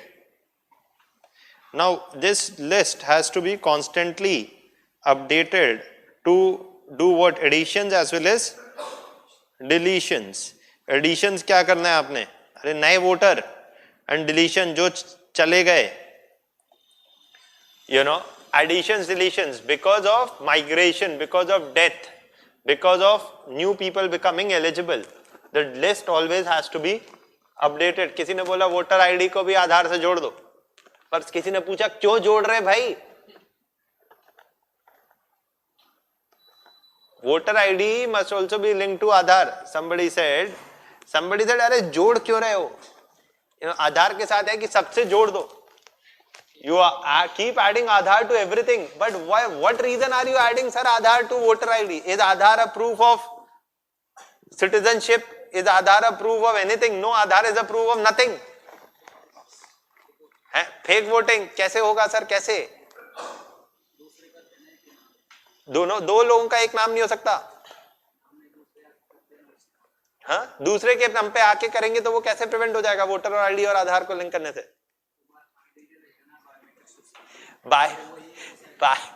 Biometric से. और जिस दिन आप voter card में डाल रहा है वो बोलता है अंगूठा नहीं चल रहा सर, आज मशीन रीड नहीं कर रही आपका अंगूठा. होता है ऐसा? कभी गए बैंक गए?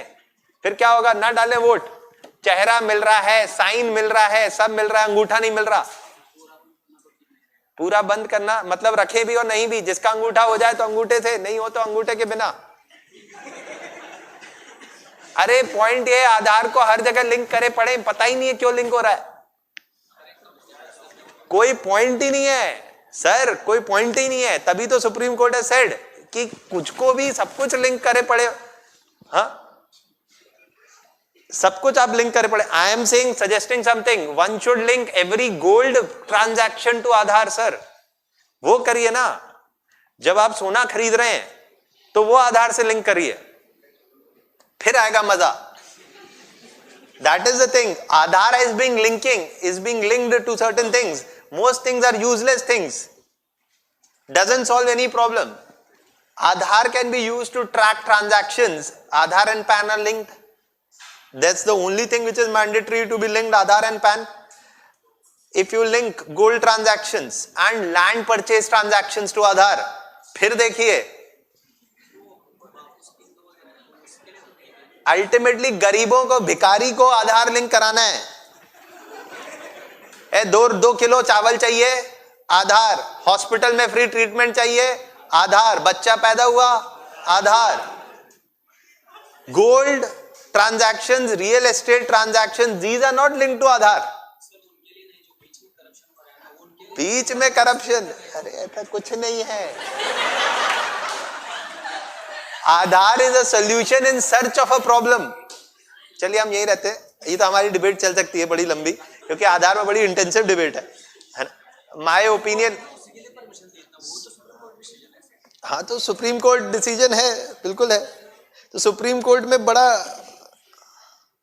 देखिए क्या होता है बड़ा, मैं आपको बहुत इंटरेस्टिंग बताता हूं। Just because you said supreme court decision है, सुप्रीम कोर्ट ने आधार पे एक डिसीजन दिया तो लोगों ने बोला कि देखो 4 जजेस of the constitution bench said Aadhaar is fine. Only Chandrachud said, Aadhaar is a clear violation. Even when they said it is fine, they said only link PAN and Aadhaar. No other linkage must be made mandatory. That is what they said. That itself is an admission, sir, that Aadhaar doesn't solve corruption. आपने verdict पढ़े तो जाके, और चंद्रचूड़ तो बोल रहा है ये भी नहीं होना चाहिए, कुछ भी आप मैंडेटरी नहीं कर सकते because of biometrics and it's implications etcetera whatever. Okay, it is not mandatory now for any scheme, right? PDS VDS के लिए, हाँ गरीब, मैं बता रहा हूं ना, 2 किलो चावल में देश का सारा प्रॉब्लम सॉल्व हो जाएगा। All corruption is there in PDS sir. Okay, but कोई बात नहीं। और देन पीपल सेड कि वन ई गवर्नेंस और आधार अलग चीज है सर, बिल्कुल ही अलग चीज है e governance and Aadhaar. Once I will discuss e governance with you, has it been discussed? Yes, how many people? Yes, it has been discussed. तो अगर it has been discussed, then e governance and Aadhaar are totally different things. E governance and Aadhaar का कोई लेना देना नहीं है। You can have e governance without Aadhaar and you can Aadhaar without e governance. Okay, that is there. Chandrachud said something, so बस आपको एक interesting बात बता रहा हूं। तो people conveniently forgot Chandrachud's verdict. Then Supreme Court on Sabrimala verdict also there was a dissenting judgment by Indu Malhotra. People kept saying इनको भूल जाओ। I think it was 3 कितने बेंच का था? 5 bench only.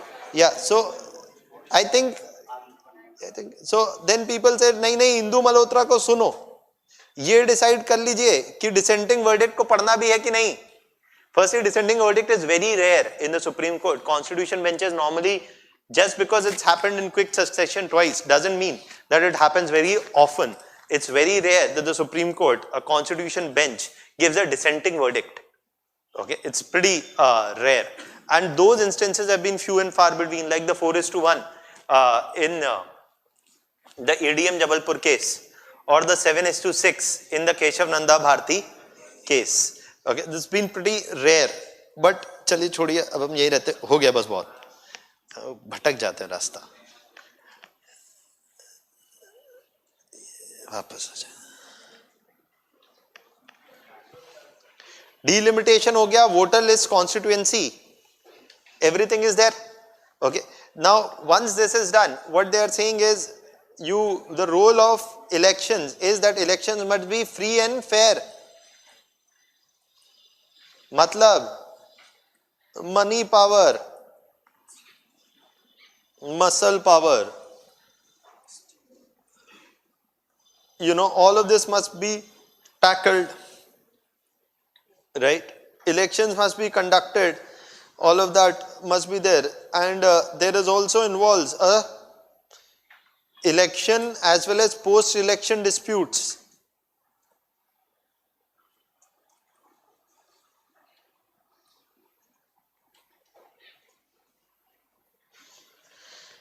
Now, most of the issues that we will look at are with respect to this free and fair conduct of elections, whether that's about money power or muscle power or a variety of other issues. Electoral reforms में और भी चीजें हैं. Okay, that we'll get into. Let's get into the discussion. That's broadly enough about their broad things that they need to do.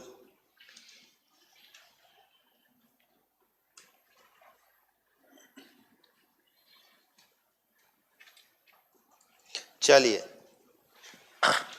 अरे रुक जाइए, अभी नहीं जाना है. एक तो छोटा इशू तो पढ़ के जा ही सकते हैं. एक तो to 5 o'clock till we'll continue. Electoral reforms. The first electoral reform issue is with respect to, okay, one thing I did not tell you, we'll discuss that here itself, with respect to appointment and removal procedure.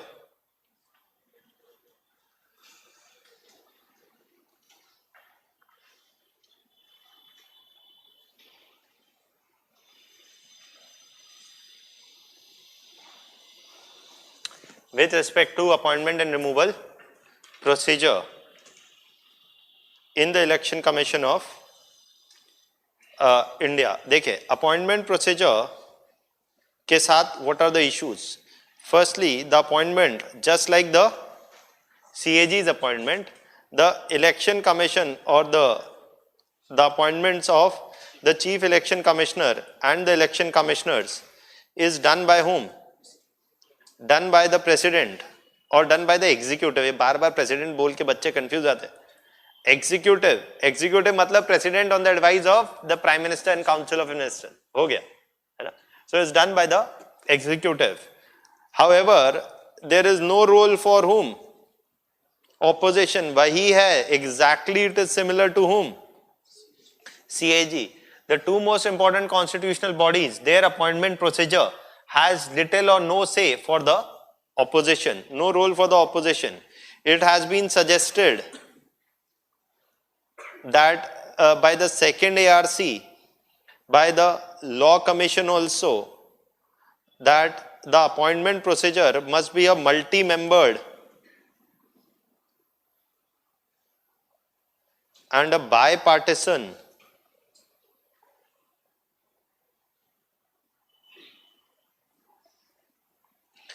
it must be a multi-membered and a bipartisan process. It must be a multi-membered and a bipartisan process. मतलब leader of opposition must also be there, the prime minister must also be there, law minister को भी बैठा लो, speaker सबको बैठा लो. आजकल नया trend है, chief justice को भी बैठा लो. अरे चीफ जस्टिस उनके अपॉइंटमेंट तो कर ले, जजेस के. Chief Justice, this whole trend, they in most of the second ARC recommendations and Law Commission recommendations, they did not talk about the Chief Justice. It's only a newer trend which has arisen. But it is practically not very possible for the Chief Justice to listen to constitutional bench petitions also, sit in collegium also, do judicial appointment also, and now do appointment of constitutional dignitaries also. अरे कैसे काम करेगा? क्या सोएगा नहीं क्या? Unlike the Prime Minister, not every judge wants to work 18 hours a day. The Prime Minister works, but not everybody works 18 hours a day. It's not possible कि सुबह भी काम कर रहे हैं, घर को भी कर रहे हैं, रात को भी कर रहे हैं, सुबह भी कर रहे हैं, हर time. नहीं, that's not how it works. So in that context, you see some bipartisan procedure involving the opposition. Why? Because for conducting free and fair election, it is important that the opposition must also have confidence in the election commission, its impartiality and its neutrality. In Bangladesh right now, sir, Sheikh Hasina ji came to power. Now questions were being raised about the neutrality and impartiality of the whole electoral process, including of the election commission itself. So such questions must not arise, and for that it is better that whoever is appointed in consultation with the ruling party and the leader of the opposition also.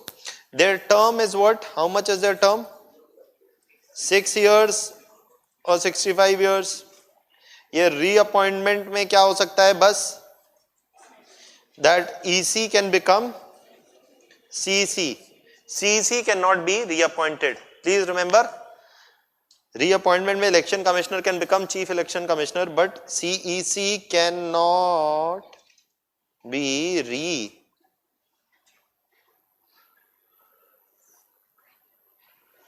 CEC cannot be reappointed. EC can be appointed as CEC only. No. EC can only be appointed as CEC.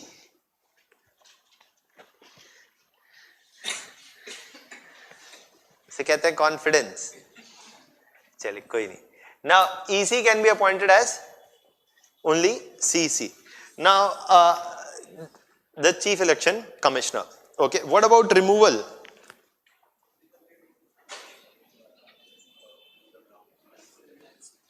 See, the best way is to study a provision and the problem with it together. Okay. In terms of the removal procedure, the CEC is removed similar to a Supreme Court judge. But what about election commissioners? The election commissioners can be removed by the president by a simple executive decision after taking the opinion of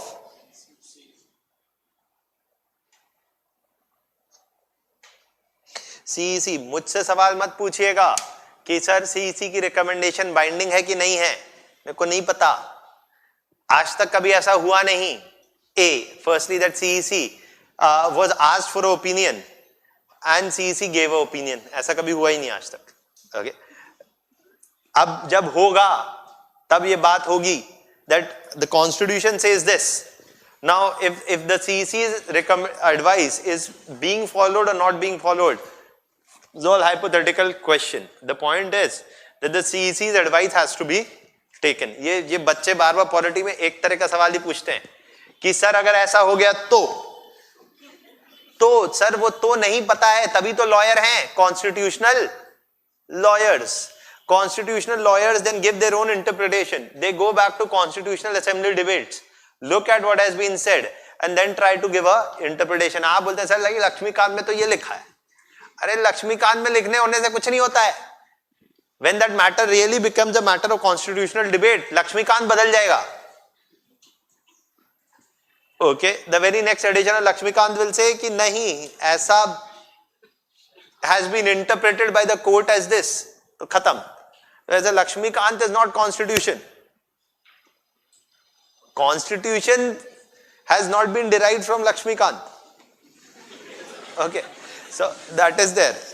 Now, so the removal procedure, there is a clear difference between how the chief election commissioner and the election commissioner can be removed. Also, one thing about their salaries and pensions. Salaries and pensions are charged on the consolidated fund of India. What about CAG? They are also charged on the consolidated fund of India. Now, also please remember, ये जो मैं point बता रहा हूँ next is very important. Their expenditure is what? not charged. क्या बोल रहा हूं मैं? Expenditure is not charged on the consolidated fund of India. Salaries and pensions are, but election commission, if requires say 5,000 crores or say 3,000 crores to conduct election, that expenditure is not charged on the consolidated fund of India. Means it is votable, means it is released by the executive. Do you get it? That's important. But CAG ka expenditure all is charged, not just salaries, even expenditure is charged. One more point is that the ECI, its own secretaries, etc., its secretaries, its administrative staff is provided by whom? The executive. But here the CAG has to be, it is mandatory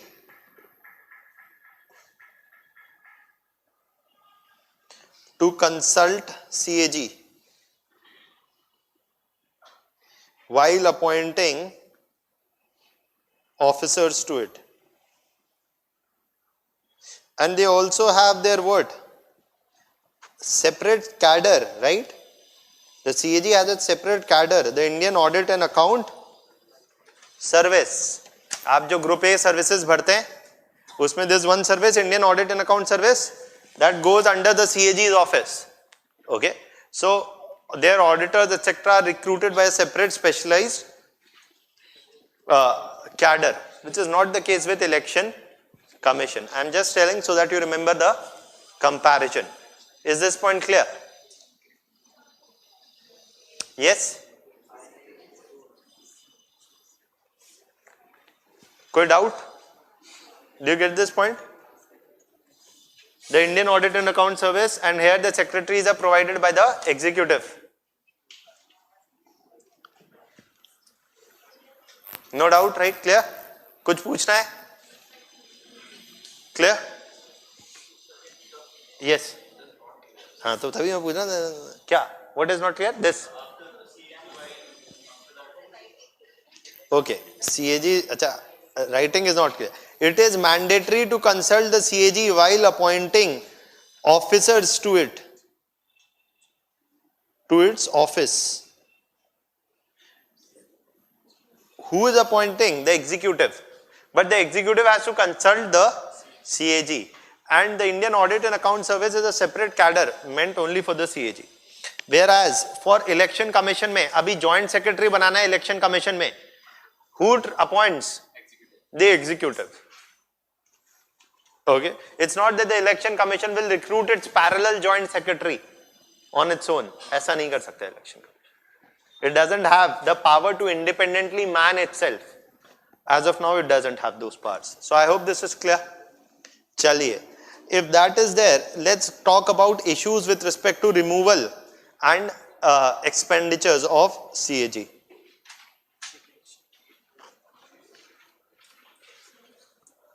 Sorry, CEC and EC. Removal में what has been argued is, देखिए ये case हुआ था 2009 में, दो महान लोग थे. I'm just telling you this because this controversy you must know before you rattle it down, before you memorize it, or you may have already memorized it. The controversy was between Naveen Chawla,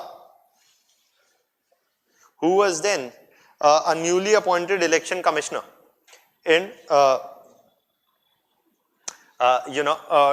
was a newly appointed election commissioner, and the then chief election commissioner, and that was N. Gopalaswamy.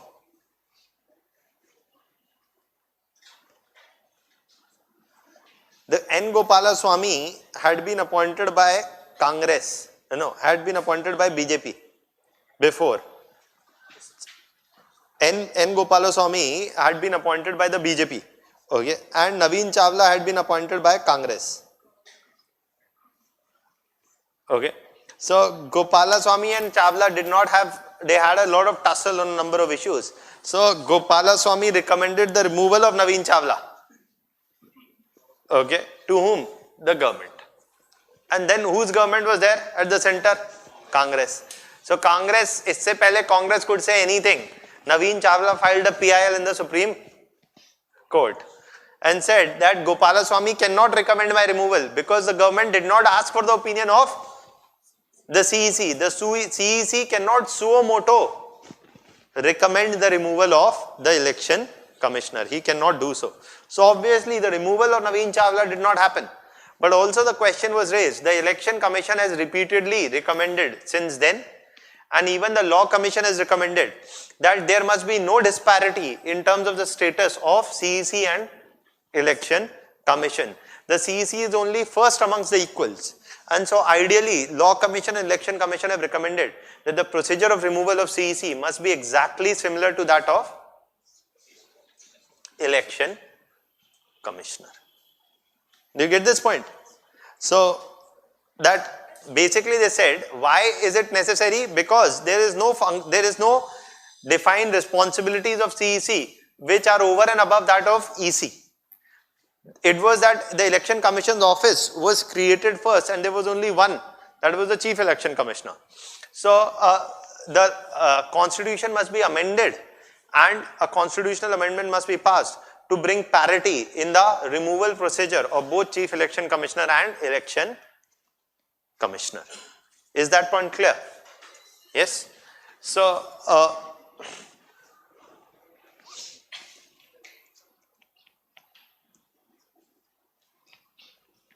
ये controversy की में ज्यादा याद रखने का जरूरत नहीं है, but what you need to remember is that in the removal procedure, amendment has been suggested. In the handout that you'll get some of the details of this as well.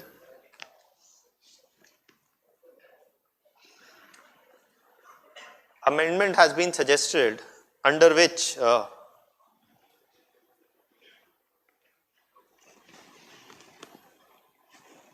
amendment has been suggested under which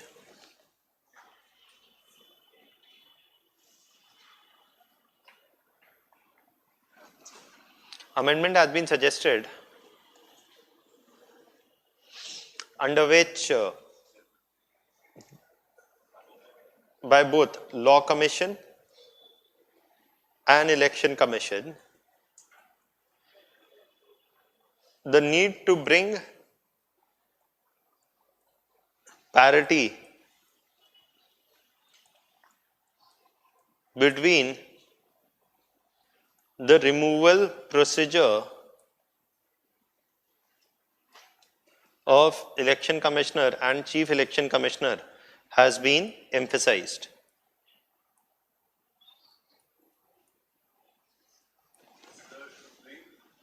Parity.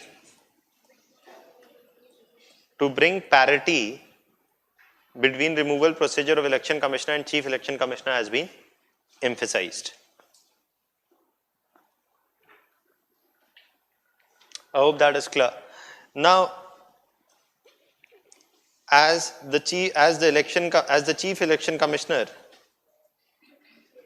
is only first amongst the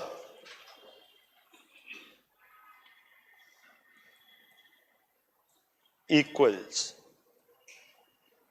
Next, chaliye, there is another issue. Hanji.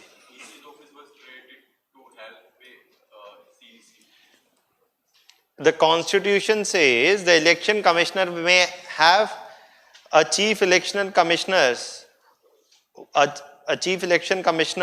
or more to carry out free and fair or to carry out the conduct of elections.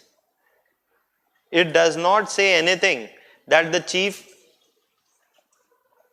election commissioner is superior to the election commissioner. It says one or more election commissioners may be appointed. Okay. So the word chief का मतलब ये नहीं है that the chief election commissioner has any powers over and above what? EC. If two election commissioners decide a decision, even if the chief election commissioner disagrees, they will prevail over the chief election commissioner. It's currently a 3-membered body. All decisions that they make were made by a majority. Okay, so if 2 election commissioners agree, but the chief election commissioner does not agree, it's not that the chief election commissioner has some veto power or anything. There is no difference in terms of their powers or responsibilities. So why should be any difference in the removal procedure? With respect to their appointment procedure, there is no difference.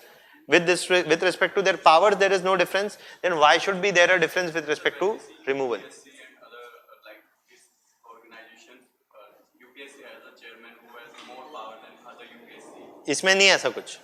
That's what we are saying. No, there is no difference in terms of their powers or their responsibilities.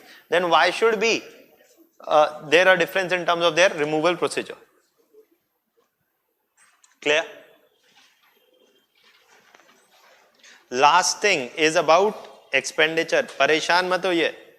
Simple है ये. इसमें what is there? Very simple. Tomorrow we'll finish election commission. So tomorrow will be more substantive issues that we'll be discussing it. Electoral bonds or FPTP. Ma'am has already discussed first past the post system. No, no. So that I'll discuss in detail because there is a good chance of a question there. FPTP versus proportional representation, issues and challenges. चलिए अभी रुक. Expenditure is what? Not charged. What has been recommended? Law Commission and Election Commission are saying, please, they are saying that please, charge our expenditures or charge the expenditures of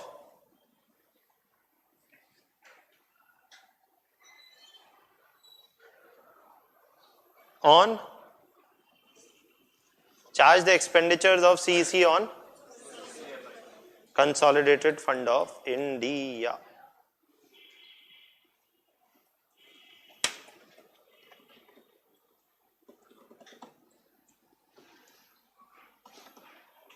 Charge the expenditures on the Consolidated Fund of India.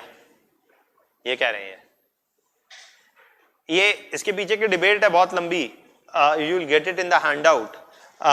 And the debate was, this matter became a real matter of discussion again in 2013. What happened in 2013 was that this was all this discussion of voter verified paper audit trail had started. People are saying कि अरे election हम नहीं हार रहे हैं, हमें तो जनता का समर्थन है. People are already voting for us, but आप कोई भी बटन दबाएं, vote is going to BJP. कमल ही खिल रहा है. Okay, so they said that voting is rigged, so we want VVAT. So okay, VVAT had to be introduced. So in 2013 there was a PIL in the Supreme Court. Matter went to Supreme Court.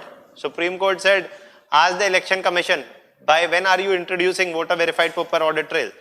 Election Commission said, we are trying our best, but we will not be in a position to introduce in 2014 general elections. For all constituencies it won't be possible. There is not enough time. So they said, okay, chalo. And then in 2000, they said that by next, Election Commission said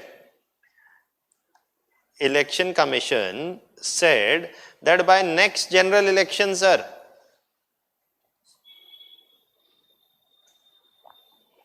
in 2019, हम कर देंगे for all constituencies VVAT. But then in 2016, Supreme Court asked with respect to the PIL, भाई कहाँ तक पहुँची बात? How far have you progressed in that direction? Election Commission of India told the Supreme Court that what? The executive was yet to release funds. So they could not buy new voter verified paper audit trail machines. So they told the Supreme Court that the executive had not released funds.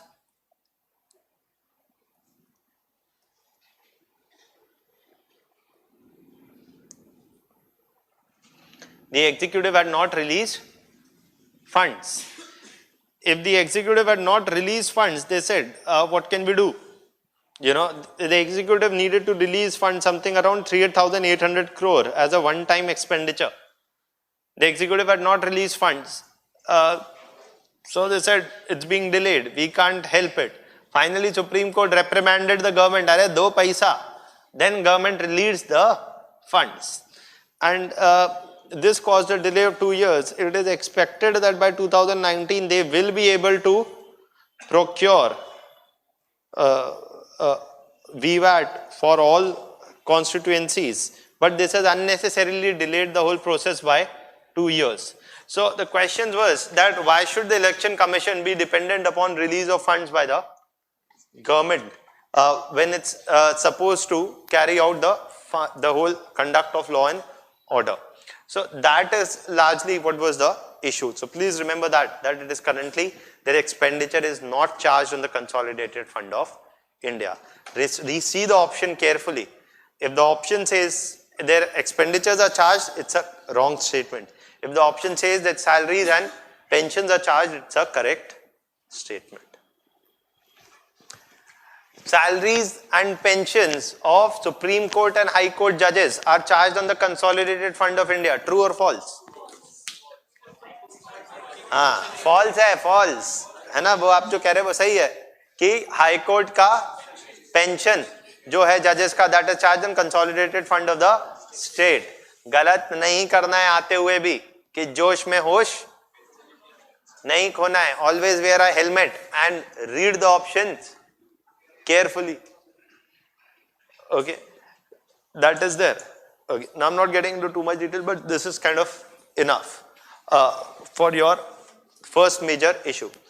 Next issue that we have to discuss is, I hope you're not finding this fast. Fast तो नहीं लग रहा आपको? हाँ, बस ठीक है, बहुत अच्छी बात. Now the next issue to be discussed is going to be the issue about. The next issue that we're going to discuss is going to be the issue about criminalization of politics, or the entry of criminals into politics. But that we'll discuss in the next class, because otherwise it will span out for almost half an hour or 40 minutes. I don't want to break the flow. Tomorrow,